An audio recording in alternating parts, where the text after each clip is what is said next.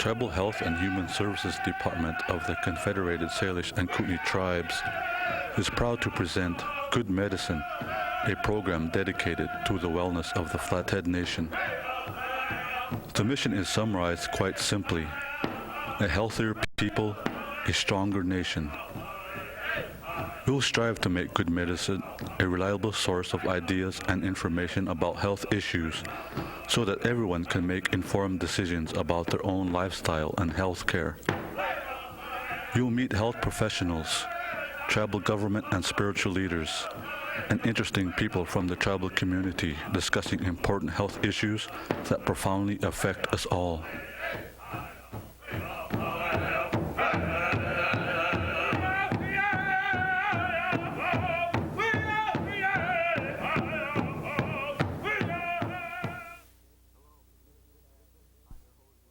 Hello, this is Good Medicine. I'm your host, Larry Pitts. Today we have with us from our mental health and addiction treatment program is Kim Azure. And Kim is the program manager. And Kim, I want to say hello and thank you for coming aboard today. You want to say hello to anybody today? No. No, nobody special in your life right now. All right. Well, Kim, as we just said, you are the program manager for the mental health and addiction treatment program. Just by making that statement, we can tell that there's two components. Do you want to explain about those two components and the general scope of your program? Okay. The tribal mental health and addiction treatment programs are one program which is a part of the overall tribal health and human services department.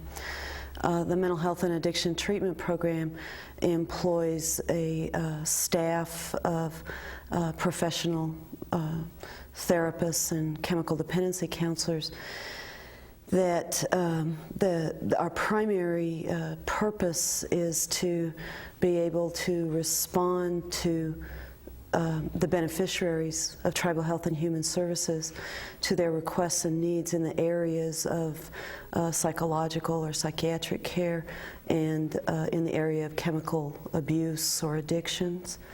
And that is our scope of work. That is what we need to be always ready to do. Okay. With this program, do you have a large staff, or can you tell us about your staff just a little bit, what credentials they have so that people can feel comfortable with your therapists, and even go into your office hours a little bit? Sure.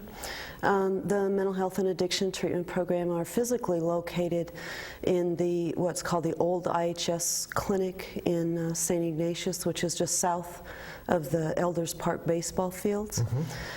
In the program we have a front office staff of administrative type staff that include two medical clerks, an administrative assistant, and myself are technically the administrative staff.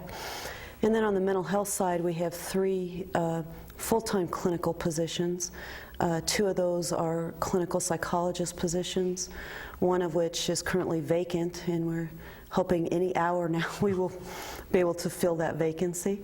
Okay. The second position, the second clinical psychologist position, is also, in addition to their responsibilities of being a therapist, they have the responsibility of doing the overall clinical direction of the mental health program. And that individual is Gita Sweeney, and she has finished all of her required work for her dissertation, has a couple of very minor details, and then will actually be a clinical psychologist. She currently is licensed as a professional counselor. And the third position we have in mental health is a master's level therapist position. That vacancy, that has been vacant for a while too, and we've just been able to fill that position. And Tracy Claremont, who has a master's degree in social work, will be beginning in that position March 3rd.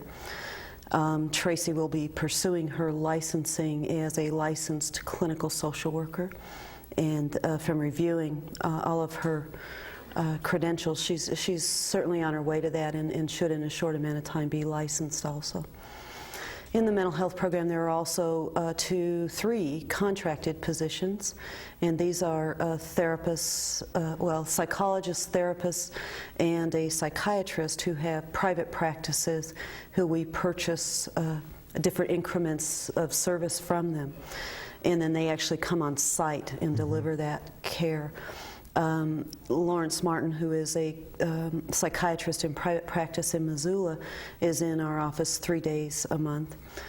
Dr. Martin is available to see a variety of people and brings with him that ability and experiencing, and of course the credentialing as a licensed doctor to prescribe medication if that's looking like something that might be helpful to someone. The second contracted position we have is with a pediatric psychologist, and that is Jackie Waddell. Dr. Waddell has worked with the Tribal Mental Health Program for, I've lost track, but I would certainly say it's been 6 years plus. Dr. Waddell's specialty is in treating children, and actually very small children. She's able to do evaluations, treatment. She does a lot of work with school-age kids and working with teachers and parents and the kid and helping develop plans that help kids be more productive in school and have better school experiences. She also does see some adults, and she's in our office a day and a half a week now, and actually we are looking to reduce her time to about a day to a half a day a week over the next 3 months. The third contract we have is with a licensed counselor, and that is Stan Fleming. Stan, we are currently contracting with him to provide a variety of services for us. We largely developed the contracts with Stan because of our vacancies, and there are some services we just cannot not do. And so we have a contract with Stan to cover call for us. In both mental health and addiction treatment programs, you have an individual who's on call, and their job is to respond to any emergency or any issue that comes up after hours or on weekends. And the on-call person can be reached by calling Tribal Law and Order. They do our calling stuff for us, and they have our beepers, and then they get a hold of us. And Law and Order can be reached 24 hours a day at 675-4700. And Stan Fleming is now covering call for us until we get our vacancies filled on the mental health side. Also, we have a contract with Stan to co-facilitate our anger management group. Anger management group is largely a group for people who have been court-ordered as a result of either assault charges, domestic abuse charges, and that's a group we've been doing for about 5 years, I would say, following the tribe's adoption of the mandatory arrest laws in domestic abuse cases. There came to be a big need for anger management type group, and that's when we began doing it. And we always like to have a male and female doing the group, and so Gita Sweeney and Stan do that group. Also, Stan is, we're contracting with him to do clinical supervision with the addiction counselors. And again, once our vacancies are filled, Stan will pretty much go back to doing his private practice and the other work he does. And Fred doesn't have a whole lot of time for that right now. I think his private practice he's had to really curtail it, and but he will be able then to go back to that, and has been successful at that. On the addiction treatment side of the program, we have, I always forget this number, we have 7 addiction counselors on staff. They are not easily interchangeable, though sometimes, well, partially due to funding. We have we actually have 3 funding sources in the addiction treatment program, and funding dictates what some people can do. And I'll just go ahead and go through those. the unique ones, which is Ben Asensio. And Ben is a state certified chemical dependency counselor with, I'd say, I don't know, but I would say close to 20 years experience in working in the addiction field. Ben works in a project that is funded by a private foundation, the Kootenai Foundation, which many years ago, I think it was about 4 or 5 years ago, funded on a national level the Department of Public Health. And they then passed the money down to Indian Health Service, and then Indian Health Service then passed money down to their programs. And when the tribe compacted, that money was able to pass over in the compact also. So we operate this narcotic addiction program. Ben Asensio is the narcotic addiction counselor, and a significant piece of his work has to be working with people who are experiencing problems with prescription medications. The second position we have that's pretty restrictive is a program that's called actually the Kaleidoscope program. So we have these programs within the addiction program, the Kaleidoscope program, the Koontz Foundation Narcotic Addiction Program. They are programs within programs. The Kaleidoscope program is a program that's partially funded from the state of Montana. Also, it is partially funded from Indian Health Service too. And it is a program to provide outpatient treatment to individuals who are experiencing problems with drug dependencies. And that restricts some what the counselor in that program can do. The counselor in that program is Mildred Pierce, and she is a state certified chemical dependency counselor. And oh boy, I think Mildred has, again, these are all tremendously experienced people. I would guess Mildred's experience is anywhere between 10 and 15 years also. And then we have 2 just sort of general chemical dependency counselors or addiction treatment counselors, Anita Makak and Patricia McClure. They too are state certified chemical dependency counselors and able to kind of treat all issues in the addiction field. We also have on staff Steve Sam Matt, who is also a state certified chemical dependency counselor. His job is to see anything that comes in the door. He does. And yeah, right, and to take all calls and make sure everything gets where it needs to be, see the client if necessary. His job has been a job that the biggest emphasis for him is to make sure that as the beneficiaries are contacting us, that they get answers. That's very clear where things are going, where they need to go, what information needs to go where. Not to get lost in the system. Yeah, we really don't want that to happen. And then, did I get everyone? The other position we have, that we have 2 vacancies in the addiction treatment program too. One of the other positions we have that is filled is we have a DUI Act instructor position that actually formally was in the prevention program of the Health and Human Services Department, and this fall the decision was made to move that into the treatment portion of the Health and Human Services Department, and then consequently into the addiction treatment and mental health programs. In that program is Donna Pablo, who is a state certified chemical dependency counselor. Also, the important things to mention is the DUI program and the Kaleidoscope program are both state approved programs.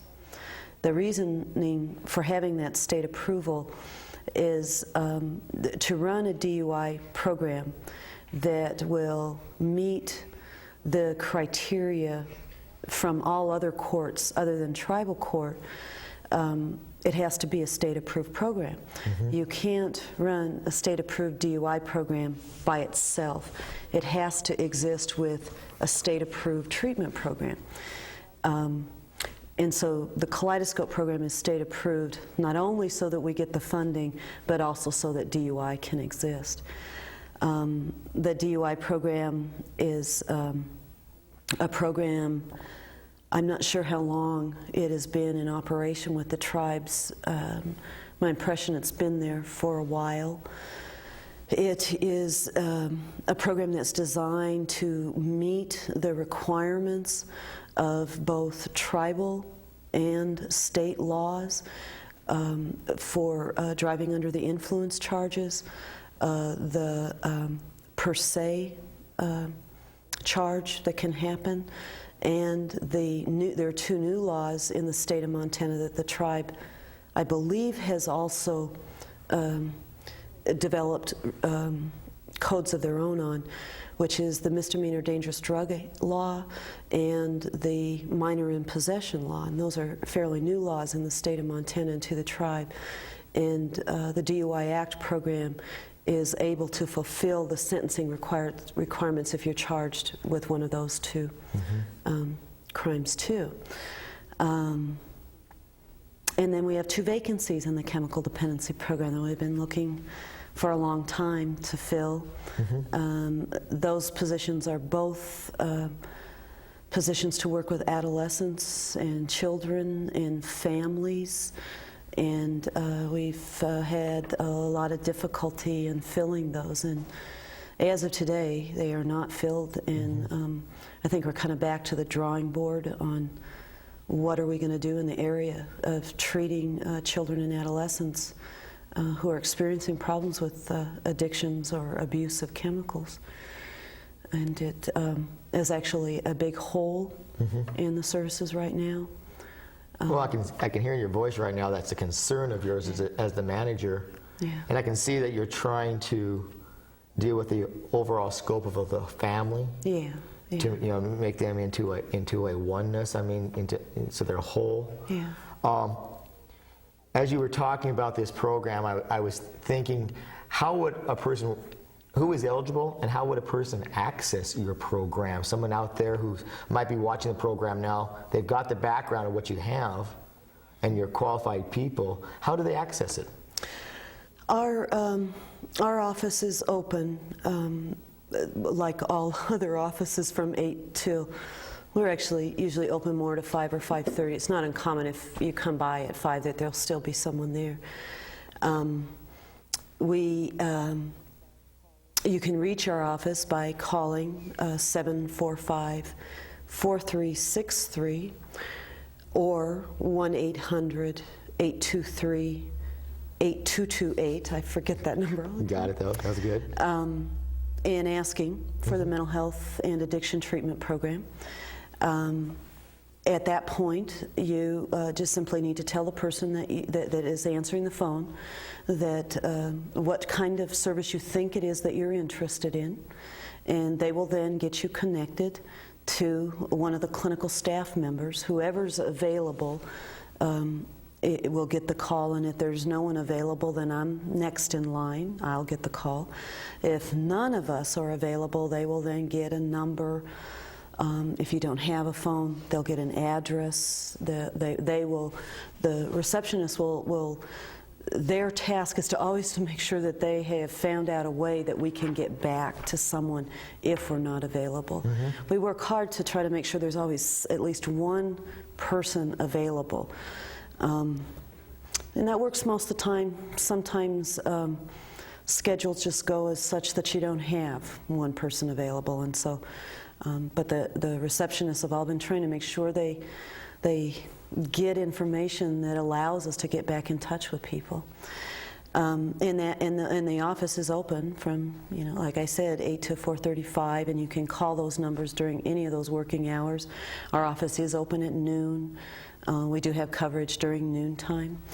You can also reach mental health therapists and addiction counselors after hours and on weekends in the event there is some sort of emergency situation going on in someone's life. And those people can be reached by calling Tribal Law and Order, and that number is 675-4700. And when you get the dispatcher, you just tell them If you know, I clearly know I need to talk to a mental health person, or I clearly need to talk to an addiction counselor, tell them that. If you're not sure, generally if you just give them a little idea about what it is that's happening, they're pretty good. The dispatchers are pretty good at being able to figure out, oh, we should go this way. The Mental Health and Addiction Treatment Program have call schedules. There is always someone on call. They carry beepers and cell phones. If you call dispatch and you haven't gotten a call back, we generally say give them about 15 minutes. If you have not gotten a call back, call them again. It's very rare that I hear that the on-call person hasn't gotten right back. With a cell phone and a beeper, you're pretty able to respond right away. The accessibility is there. Yep. You know, what you're saying, as I think is really important to go back over just a second too, is, you know, calling Law and Order, and they'll, you know, they pick that phone up saying Law and Order. Yes. You're still getting the number you're after. Right. That they're going to, they're an avenue because they're on call. Right. There's someone there all the time. Right. And yeah, I've thought of that myself, as sometimes this might be kind of a block in the way for people to access appropriate emergency care. And what I just always encourage people is that Law and Order isn't going to require any information from you other than your name and a number where the on-call person can reach you. If you, and in fact, there have been incidences where individuals didn't want to tell the dispatcher their name and just left the number, and the on-call people are fine with that. They'll call you without a name. Confidentiality is to the max. They'll call you. How does somebody know if they need your help? Tough question. That's a very difficult question. I think what I most often will encourage people to think through whatever sort of situation is going on in their life, and as they think that through, if they are feeling like there aren't options, they can't see what their choices are, they feel like there aren't any choices, I think that is always a good, simple rule of saying, well, you can call us. In our program, there isn't anything such as an inappropriate call. We encourage people to ask the question, whatever that is, and we will do our best to answer that question for you. If it ends up it doesn't fall in the mental health or addiction treatment kind of arena, we have always really worked hard to make sure we are as educated as we can be about all of the services within the tribal system especially. And out of the tribal system, we don't quite focus on that as much as our clientele are beneficiaries of tribal health and human services, which almost generally means you have to have some tribal affiliation somewhere. And I won't go into eligibility stuff because of the complication of eligibility. Well, the length of the program. Length of the program too, but we certainly can answer eligibility questions if you call us. So if you call us with a question and it ends up it is not a mental health or addiction treatment issue, we generally, our goal is to be able to give you another name and say, but this is the person who could probably answer that or assist you with that, and numbers, and we keep constantly updating our directories, and we feel like that's a part of our job, and being able to help people with options, in thinking of their options and choices, and sometimes all people need is a name and a number, and they've got it figured out. So we do pay a lot of attention to that. Okay, Kim, I've got 3 important questions I think I've got for you left. Okay. And we've got about 3.5 minutes. Oh, okay. So I'm going to give you about a minute for each question. Okay. What can a person expect to get from your program? You can expect that we will respond quickly, and if we don't, I'd like to know that. Secondly, you can expect that we will not solve your problems for you. We will not enter the relationship with the belief that we know what you need to do. We will enter the relationship with the belief that you know what you need to do, and that because of something going on in your life, you're having trouble seeing that, and that we're going to be here with you to kind of help you open up your eyes to some degree and see what all of your options are and see what's available to you already in your community that you probably already know about, but just for some reason you're not seeing right now. Right. And I think you can expect we will always, we sort of have a rule in our program, if nothing else, that we'll be respectful, even if we disagree, even if we're not in agreement with some plan, that we will be respectful in that disagreement. Okay. What about confidentiality? Confidentiality is always a major issue. I think it's a major issue in the tribe. I think it's a major issue in the Tribal Health and Human Services Department, and it has always been a major issue in mental health programs and in addiction treatment programs.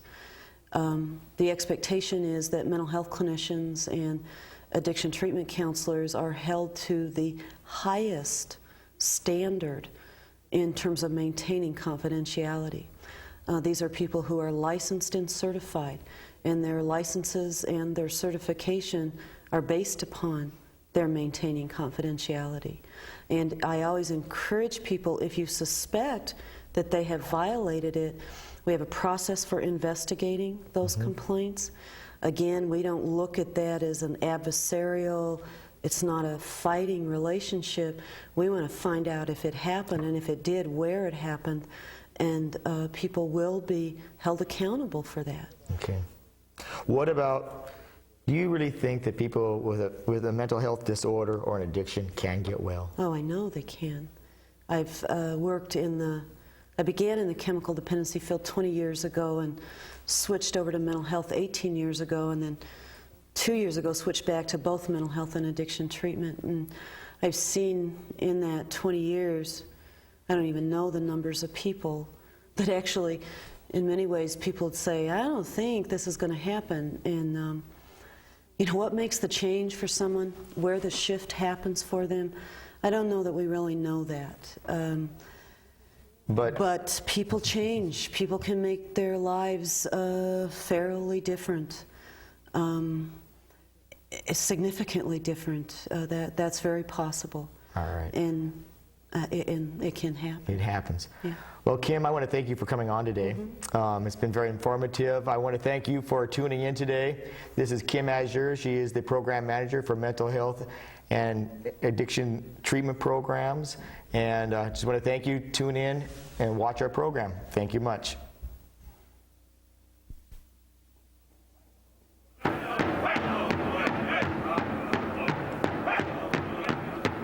Good Medicine is your program.